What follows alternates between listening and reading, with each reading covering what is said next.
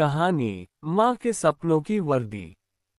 गांव का नाम था सूरजपुर और वहां एक छोटी सी झोपड़ी में रहते थे आदित्य और उसकी माँ सरला। सरला गांव में दूसरों के घरों में झाड़ू पोंछा बर्तन धोने का काम करती थी। उसके पति की मौत तब हो गई। सरला ने अकेले ही अपने बेटे को पाला। सुबह सुबह ठंड में नंगे पांव दूसरों के घरों में काम पर जाती और शाम को घर लौटती तो सिर्फ एक ही बात दोहराती, बेटा तू बड़ा अफसर बनेगा, वर्दी पहनेगा, तुझे मेरी तरह झाड़ू नहीं उठानी पड़ेगी। आदित्य स्कूल जाता था लेकिन हर दिन उसे अपनी माँ को थकते हुए देखना बहुत तकलीफ देता। कई बार उसके दोस्त उसका मजाक उड़ाते, तेरी माँ तो हमारी माँ के घर काम करती है।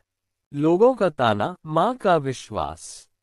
पर आदित्य चुप रहता, कुछ नहीं कहता, बस किताबों से दोस्ती और माँ की बातों को याद रखता। माँ कहती थी, गरीबी हमारी मजबूरी है, कमजोरी नहीं। पढ़ाई ही हमारा रास्ता है बेटा। आदित्य ने 10वीं कक्षा अच्छे अंकों से पास की, फिर 12वीं। उसकी आंखों में एक ही सपना था, पुलिस की वर्दी पहननी है। स्कूल से आने के बाद आदित्य गांव की दुकान पर कुछ घंटे काम करता ताकि अपनी पढ़ाई की फीस जमा कर सके। माँ ने उसे कभी न रोक न टोका। वह जानती थी कि बेटा मेहनत कर रहा है अपने और उसके सपनों के लिए।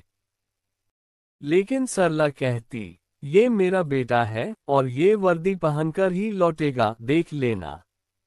हर बार जब भर्ती निकलती, आदित्य फॉर्म भरता, दौड़ लगाता, परीक्षा देता।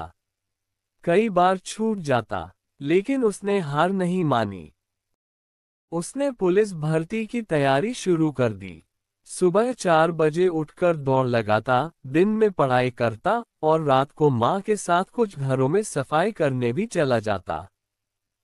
गांव के कई लोग ताना मारते, ए लड़का तो बस सपना देखता है, गरीब का बेटा है, कहाँ अफसर बनेगा।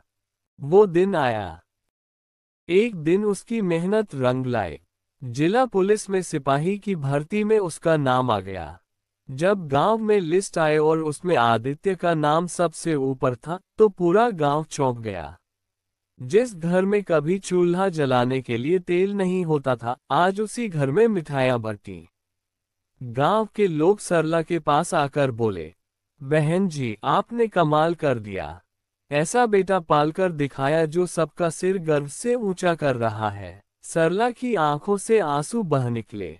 उसने अपने पुराने फटे दुपट्टे से आंखें पोंछी और कहा, ये मेरे बेटे की मेहनत है और मेरी ममता की जिद। जब आदित्य पहली बार ट्रेनिंग के बाद वर्दी पहनकर गांव लौटा तो पूरा गांव देखने इकट्ठा हो गया। गांव के मंदिर में पूजा हुई, माँ ने आरती उतारी और कहा, आज मेरा सपना सच हो गया। ये सिर्फ कपड़े नहीं, ये मेरे बेटे की मेहनत, मेरी इज्जत और हमारी गरीबी पर जीत की वर्दी है। आदित्य ने झुककर माँ के पैर छुए और बोला, माँ ये वर्दी तेरे आंसुओं की कीमत है, अब तुझे कभी किसी के घर काम पर नहीं जाना पड़ेगा। आदित्य अब गांव के बच्चों को पढ़ाई और तैयारी में मदद करता है। उसने गांव में एक छोटा सा कोचिंग सेंटर भी शुरू किया है, सरला कोचिंग क्लासेस, जहां गरीब बच्चों को मुफ्त में पढ़ाया जाता है। वो कहता है, मेरी माँ ने दूसरों के घरों में काम किया ताकि मैं अफसर बन सकूं, अब मैं दूसरों के बच्चों को आगे बढ़ने का रास्ता दूंगा। समाप्त।